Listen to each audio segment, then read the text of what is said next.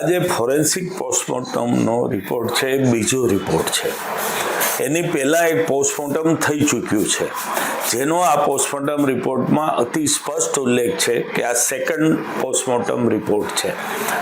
આ પોસ્ટમોર્ટમ રિપોર્ટમાં 42 ઈજાઓ બતાવવામાં આવી છે. વાહન અકસ્માતના કારણે 42 ઈજાઓ શરીરના આગળના ભાગે છે, પાછળના ભાગે છે અને ગુદા જેવા પ્રાઇવેટ ભાગે છે. સામાન્ય રીતે ઇમ્પેક્ટ જ્યારે થાય, ઠોકર લાગે, ત્યારે સેકન્ડ્સ માટે જે કોઈ વ્યક્તિ છે એ વાહન સાથે અથડાય, પછી કાં દૂર ફેંકાઈ જાય કાં વાહનની નીચે આવી જાય. દૂર ફેંકાઈ જાય તો કોઈ બોથડ પદાર્થ જેવું કે રેલિંગ છે લોખંડની કે દિવાલ સાથે ભટકાણો હોય તો બે જગ્યાએ આગળ અને પાછળ તો ઈજા થઈ શકે. બીજું, વાહન અકસ્માતમાં મારી 30 વર્ષની જિંદગીમાં ખૂબ વાહન અકસ્માત અને કેસોની સારવાર કરી છે.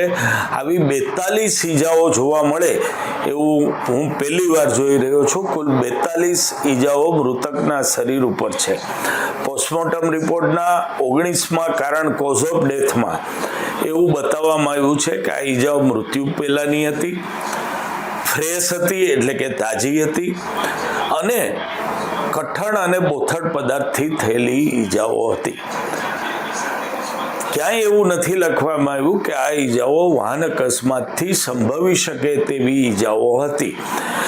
કઠણ અને બોથડ પદાર્થ હુમલામાં પણ વપરાતા હોય છે, વાહન અકસ્માતમાં પણ હાર્ડ બ્લન્ટ ટ્રક છે, બસ છે, એવી વસ્તુઓ સાથે વ્યક્તિ ભટકાય ત્યારે એવું પિક્ચર આવતું હોય છે. પણ કઠણ બોથડ પદાર્થમાં લાકડી આવે, પાઇપ આવે, ઊંધી કુવાડી આવે, ધારીઓ આવે, ઘણી બધી વસ્તુઓ આવતી હોય છે. જેમને પહેલું પોસ્ટમોર્ટમ કર્યું છે, આ બીજું પોસ્ટમોર્ટમ છે. જો બે રિપોર્ટ સાથે વાંચવામાં આવે તો ઘણા બધા પ્રશ્નો જે ઊભા થાય છે એનું નિરાકરણ આવી શકે.